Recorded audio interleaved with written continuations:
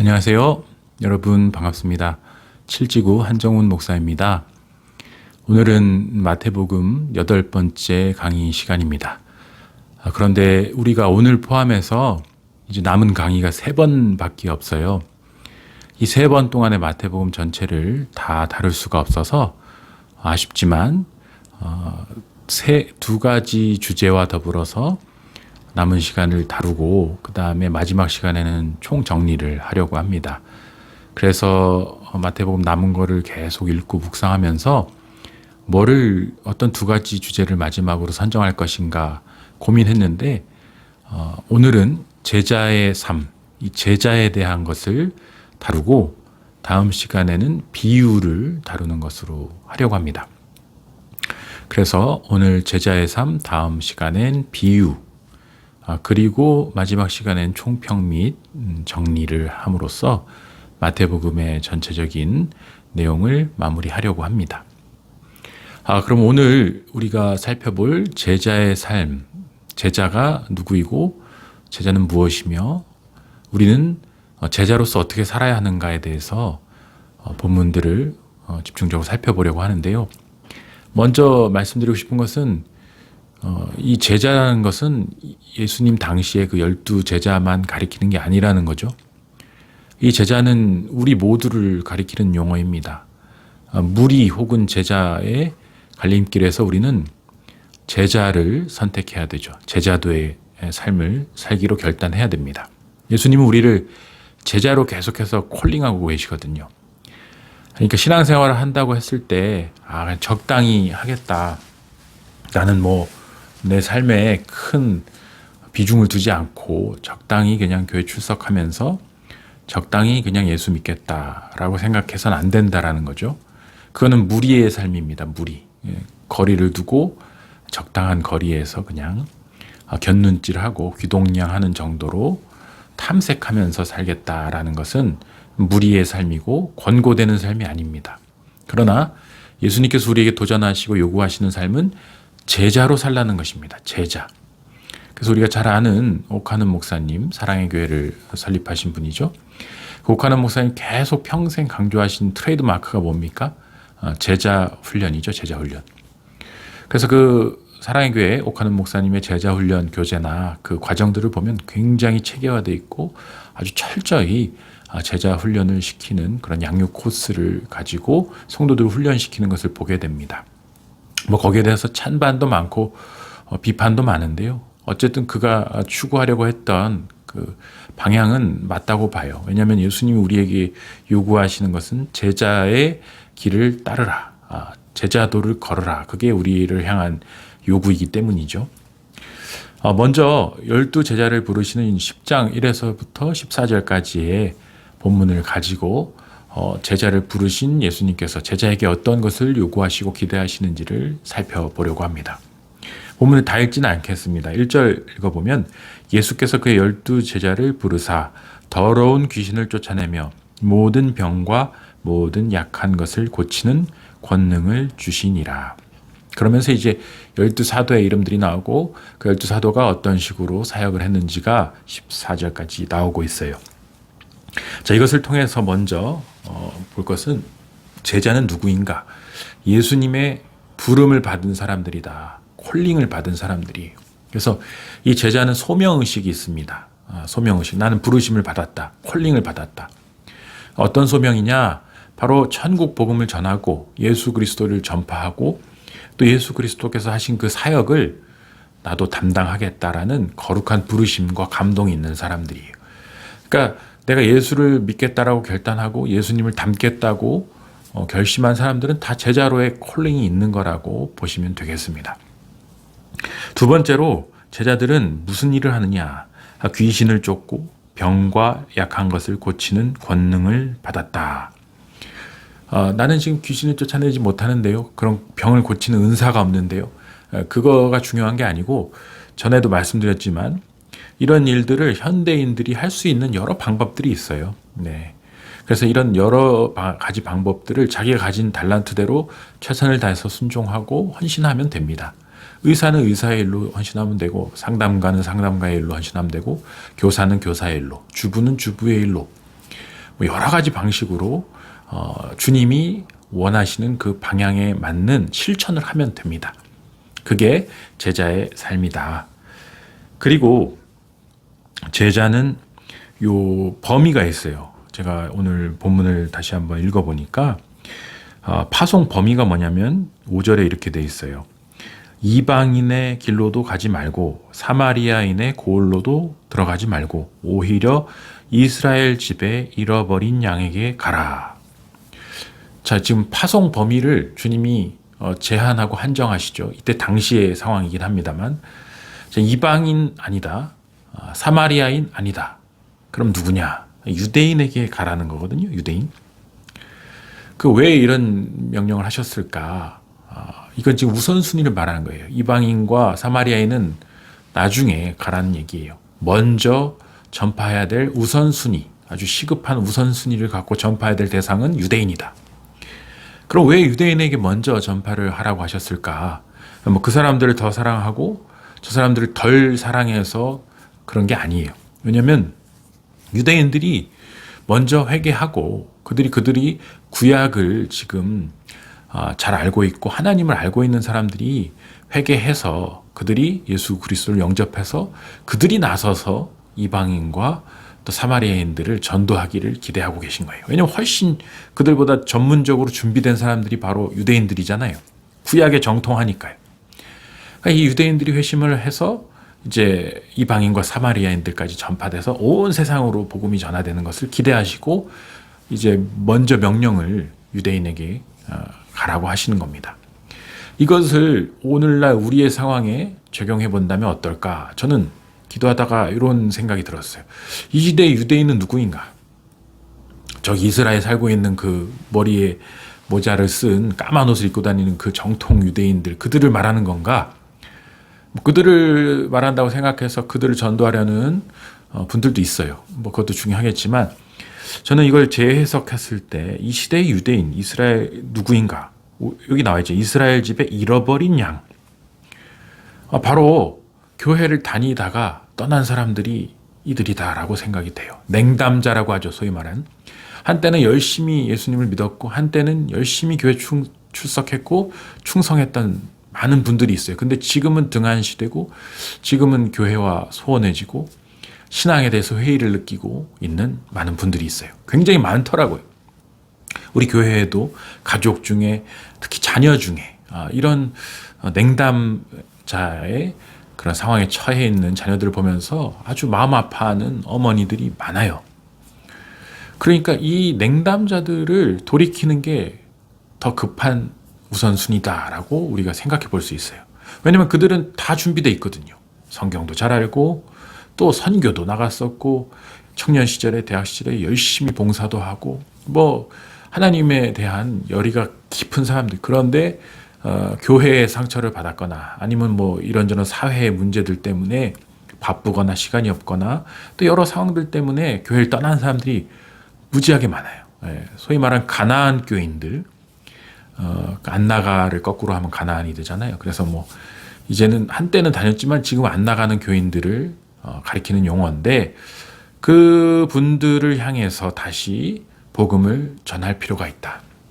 그들을 다시 복음화시키는 것을 재복음화라고 하거든요. 저는 그게 1차적인 우선순위가 있다고 생각해요. 우리는 지금 주변에 수많은 냉담자들이 있는데 별로 관심을 안 두고 있어요. 왜냐하면 뭐 때 되면 오겠지. 뭐 그 사람들이 떠나던가 말건가.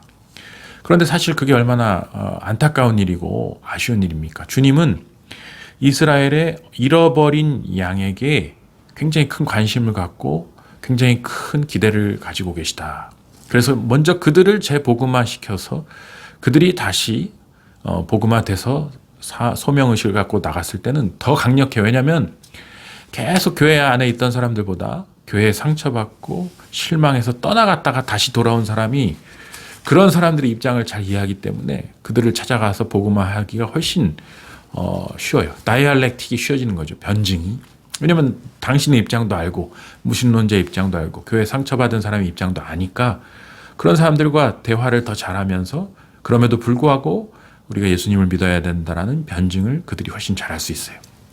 그렇기 때문에 우리는 냉담자들을 향한 관심과 기도, 그리고 그들이 다시 돌아오게끔 어떤 노력들을 반드시 기울여야 한다. 저도 여기에 되게 관심이 많습니다.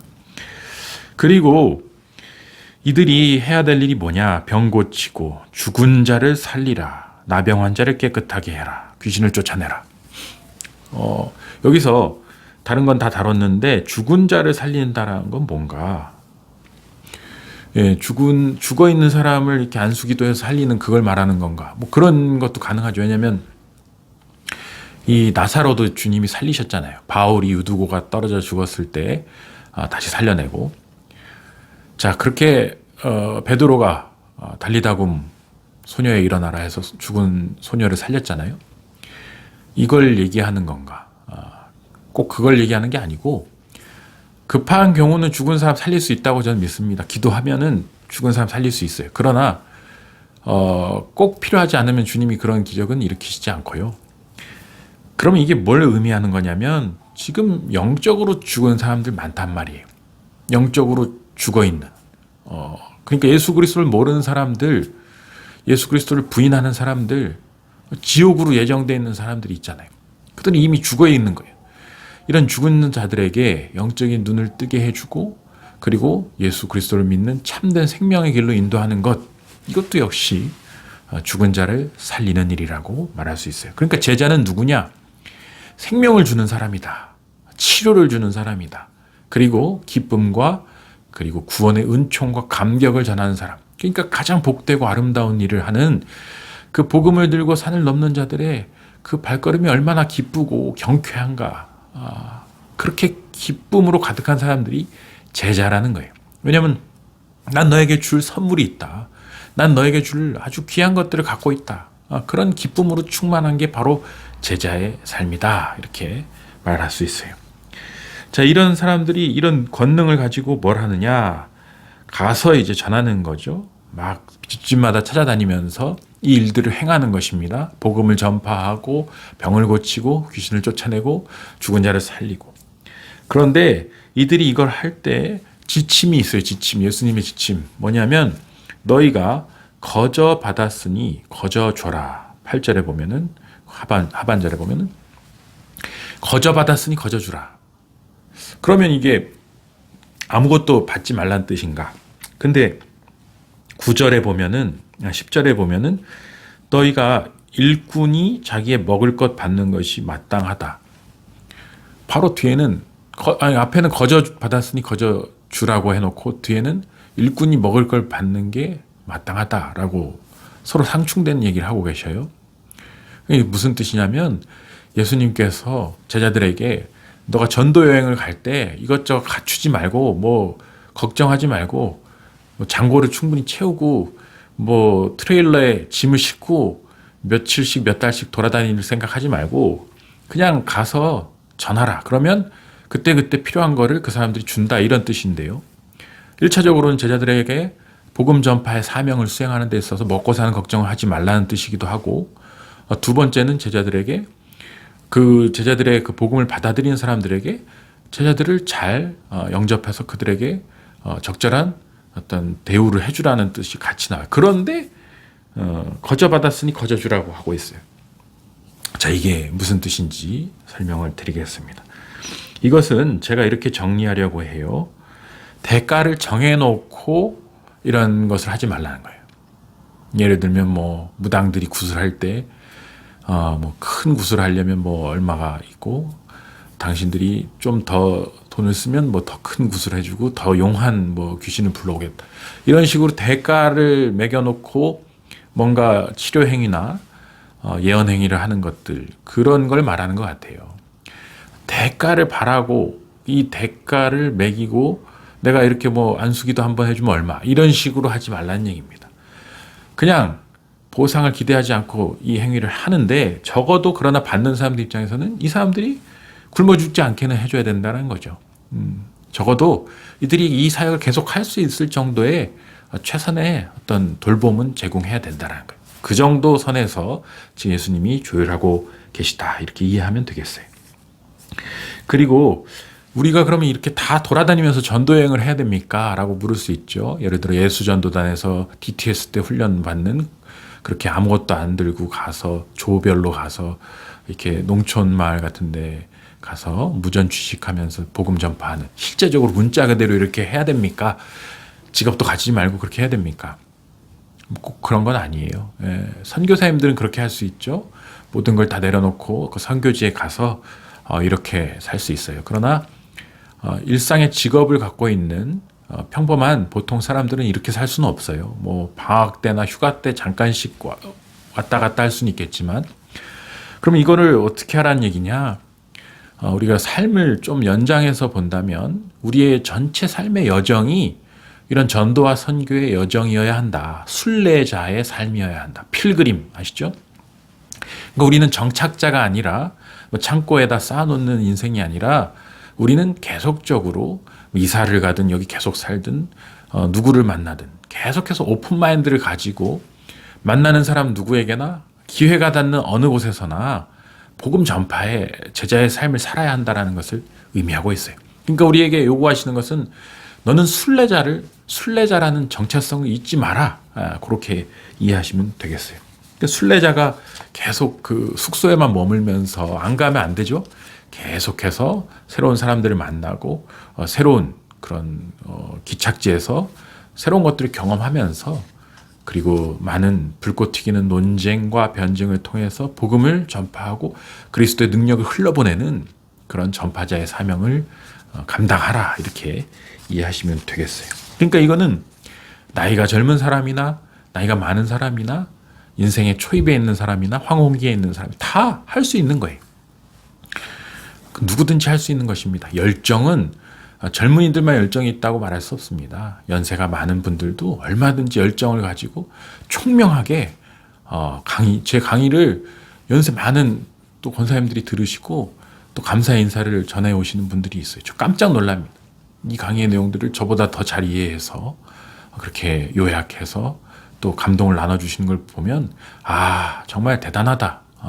그리고 우리에게 이 물리적인 나이, 연령의 한계 같은 것은 없다. 그리스도 안에서 누구나 제자가 될 수 있고 그리스도 안에서 누구나 순례자의 삶을 살 수 있고 누구나 능력 있는 제자의 사역을 감당할 수 있다. 그런 확신이 있습니다. 그래서 제자는 의식주를 비롯한 모든 삶의 공급을 주님께 의지하는 사람이다. 그래서 내 어떤 노력도 하지만 주님이 책임지고 먹이시고 입히실 거니까 걱정하지 말고 먼저 그의 나라와 그의 의를 구하라. 그리하면 이 모든 것을 너에게 더하시리라는 약속, 바로 그것처럼 하나님의 나라의 의를 먼저 추구하는 삶을 사는 것, 그게 최우선순위, 프라이어리티의 탑에 하나님 나라의 의가 있는 것이 바로 제자의 삶이다라고 이해하시면 되겠어요.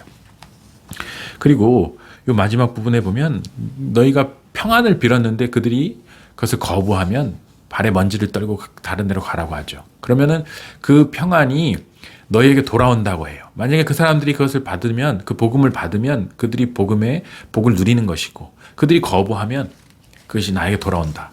그러니까 여러분, 복음을 전하는 건 손해볼 일이 없어요. 왜냐하면 그들이 받으면 그들이 복을 받아서 내가 기쁘고, 그들이 그것을 거부하면 그게 내게 돌아와서 내가 또 기쁘고. 그러니까 복음 전파자는 언제나 플러스 인생입니다.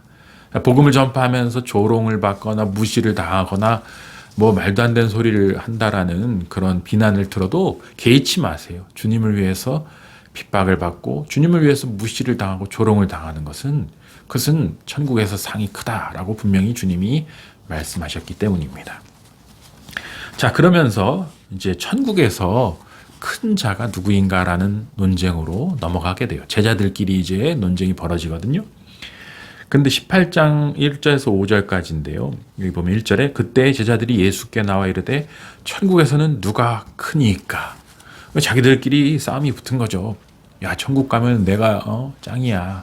아니야, 내가 더 높아. 막 이렇게 논쟁이 붙었던 것 같아요. 그러니까 예수님한테 와서 천국에서의 그 큰 기준이 어떻게 됩니까? 라고 물어본 거죠. 근데 여기서 먼저 하나 살펴봐야 될 게, 여러분, 저도 궁금한데 여러분 궁금하실 것 같아요. 천국에서는 어떤 사람이 진짜 큰 걸까요? 그러니까 먼저 살펴봐야 그 천국에 이 상대적인 격차가 있는가? 이 땅에는 그런 빈부의 격차, 뭐 학력의 격차, 지위 고하의 격차가 있잖아요.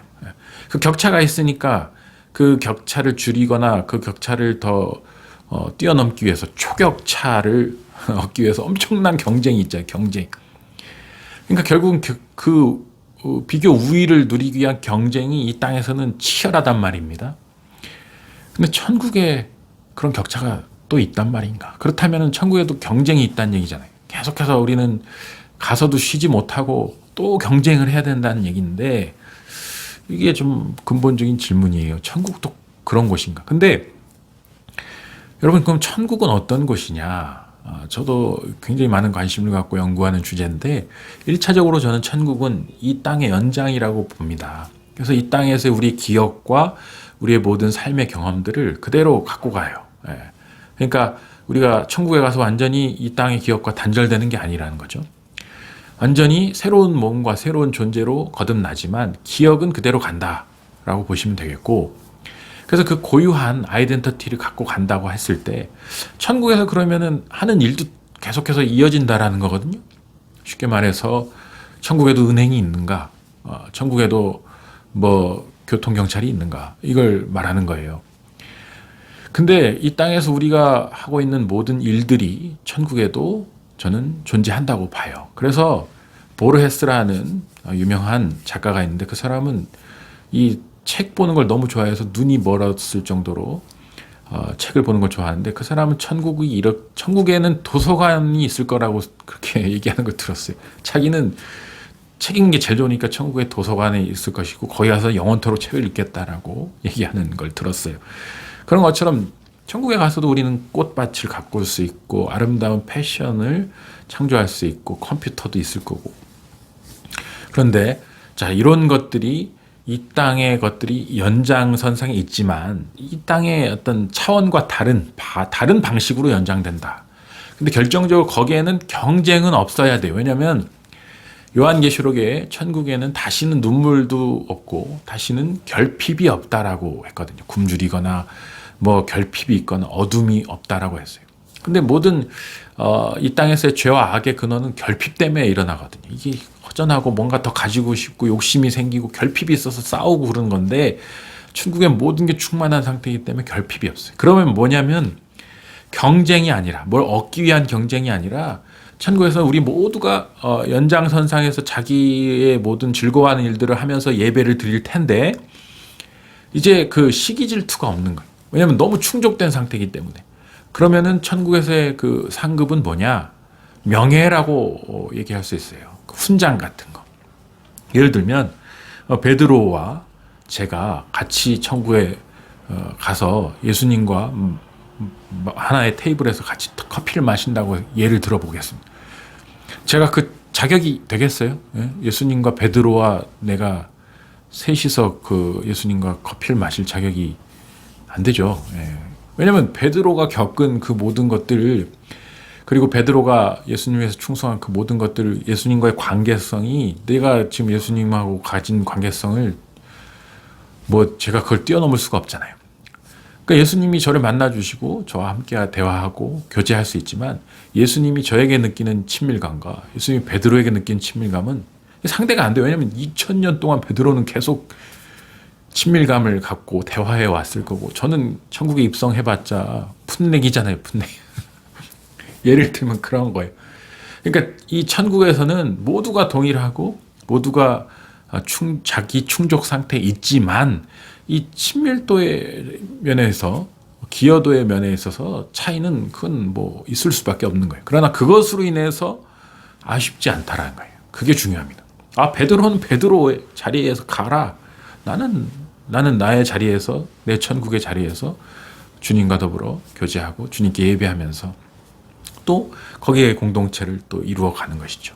그러니까 거기에는 말로 설명하긴 뭐 온전히 설명할 수는 없겠지만 이런 시기 질투와 어떤 짓밟음과 더 앞서가기 위한 경쟁은 없다.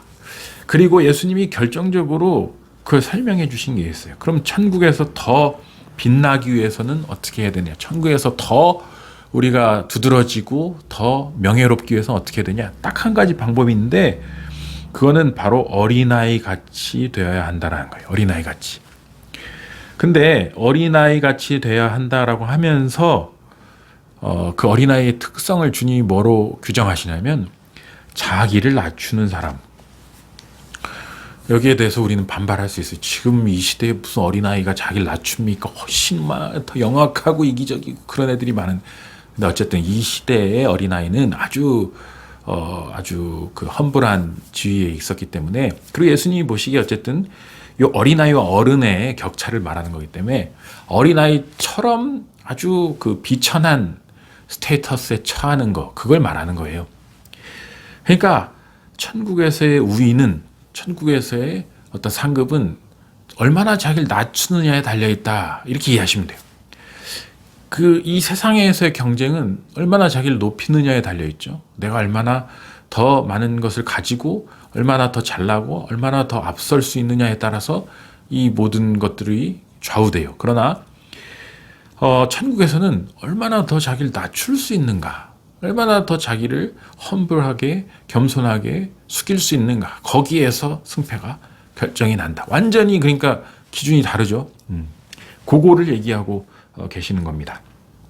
그래서 베드로가 아까 제가 상대가 안 된다고 했을 때 뭘 의미한 거냐면, 베드로가 죽을 때 자기는 예수님과 똑바로 십자가에 예수님처럼 똑바로 달릴 수 없다, 나를 거꾸로 매달아 달라고 했을 정도로 예수님 앞에서 자기를 철저히 낮춘 사람이.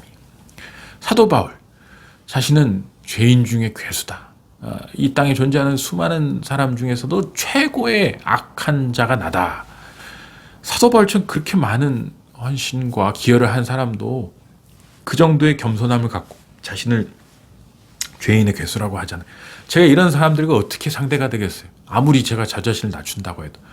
그러니까 결국은 천국에서 높다 일컬음을 받을 수 있는 사람들은 정말 예수님을 사랑하고 정말 자신을 낮출 수 있는 사람이다. 이걸 기억하시면 돼요. 그래서 내가 이 땅에서 뭐 엄청나게 의리의리한 것들을 가지고 주님 앞에 내세워서 천국에서 한 자리 해보겠다, 자, 이런 거는 다 안 된다는 거예요. 그러면서 이어서 제자의 상급에 대해서 주님이 말씀하시는데 19장 27절에 30절에 보면 베드로가 이렇게 얘기해요. 베드로가 보소서 주님, 우리가 모든 것을 버리고 주를 따라 싸운데 그런즉 우리가 무엇을 얻으리까?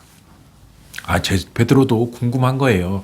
내가 정말 다 버리고 주님을 떠난, 베드로는 장모가 있었던 걸 보면 아내도 있었고 자식들도 있었을지 몰라요.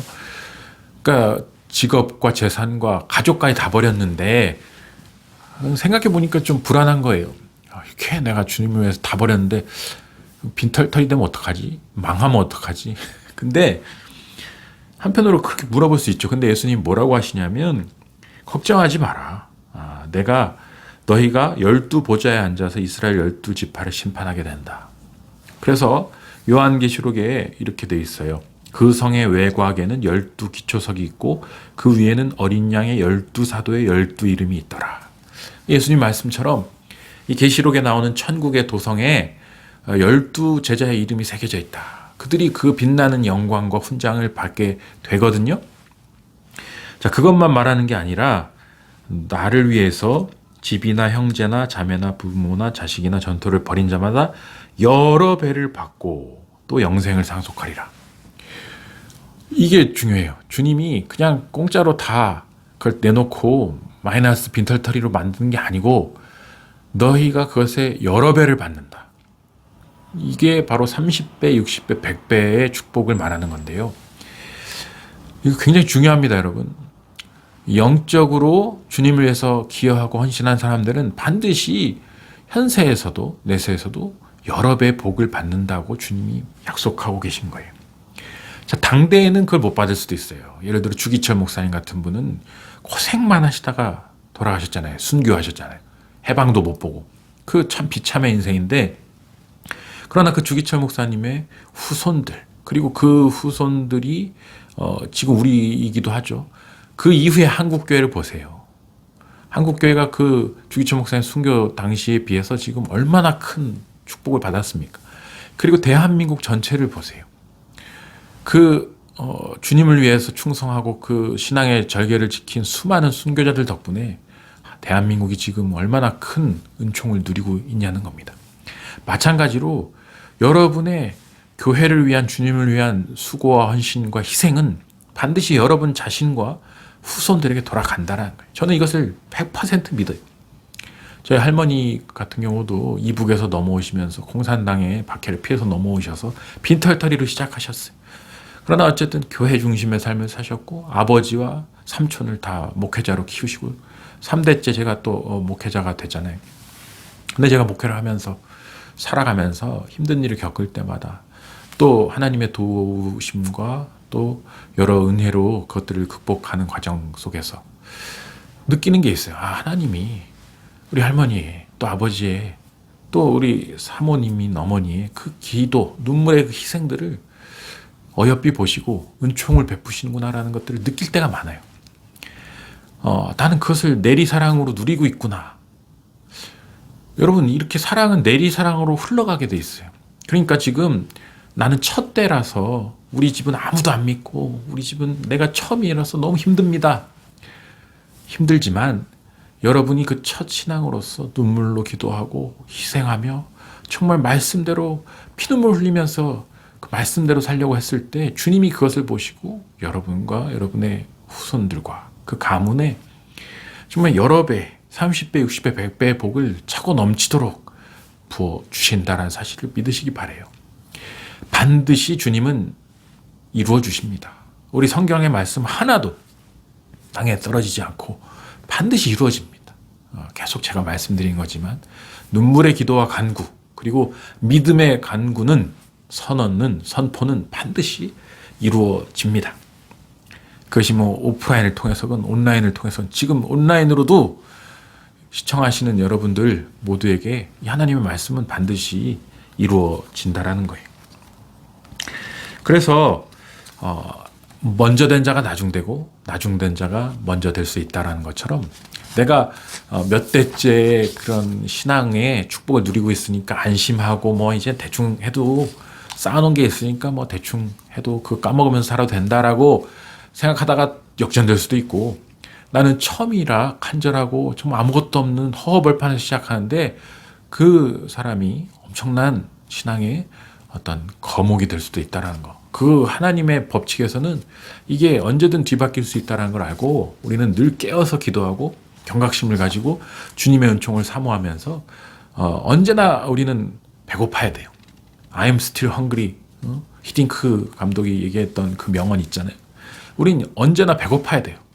예수님의 사랑을 향해, 예수님의 의를 향해, 하나님 나라의 그 복을 향해 언제나 갈급해야 해요. 그런 욕심을 좀 가지세요. 예. 영적인 욕심, 그리고 하늘의 축복을 향한 그런 정말 그 야곱이 쥐고 이스라엘이 될 때까지 씨름하다가 환도뼈를 얻어맞고서야 겨우 풀려났던 것처럼 그렇게 정말 하나님의 복을 향한 간절한 열심, 그걸 갖고 매달리실 수 있기를 바라요. 제자들은 그런 사람들입니다.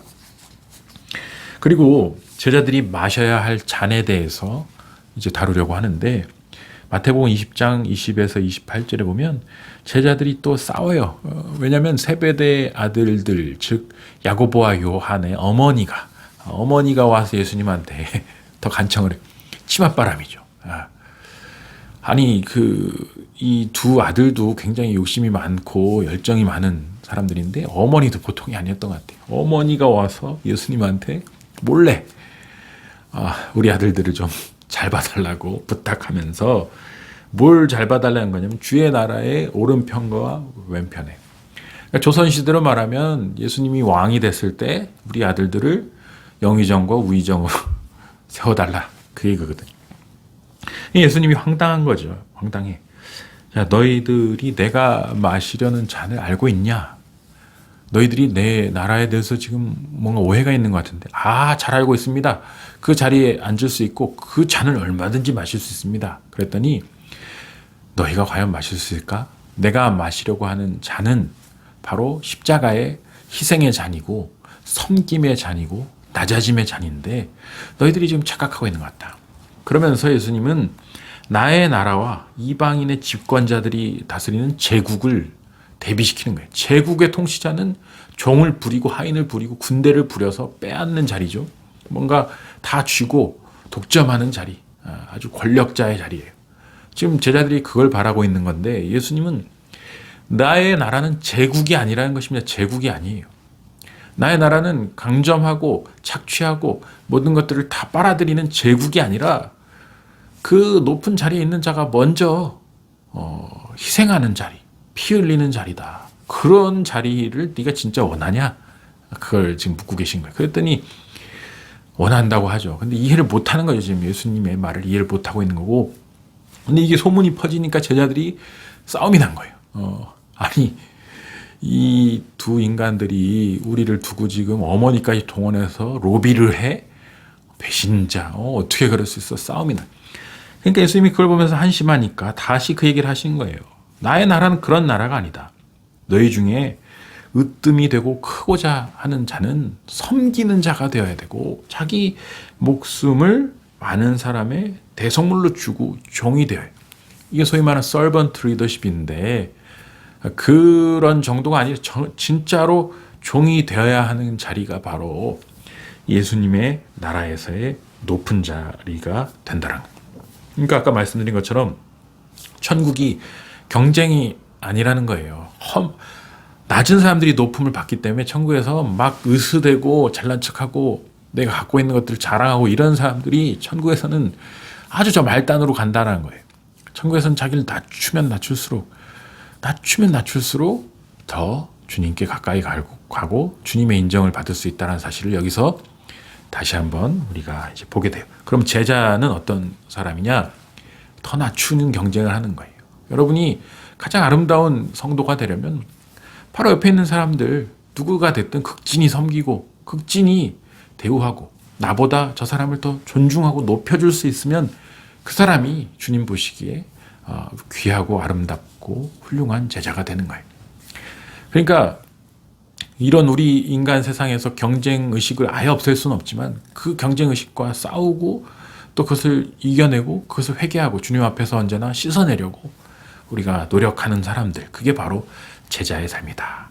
가장 아름다운 제자의 모습은 겸손한 사람, 진짜 겸손한 사람, 그것이 가장 아름다운 제자다. 여기서 우리가 그것을 보게 됩니다. 자, 마지막으로 제자는 어떤 사람들이냐? 종말을 기다리는 사람이다. 이렇게 정의할 수 있어요. 종말. 제가 마태복음에서 종말론을 다루고 싶었지만 그 시간 제약상 못하고 이렇게 일단 간단히 정리하려고 해요.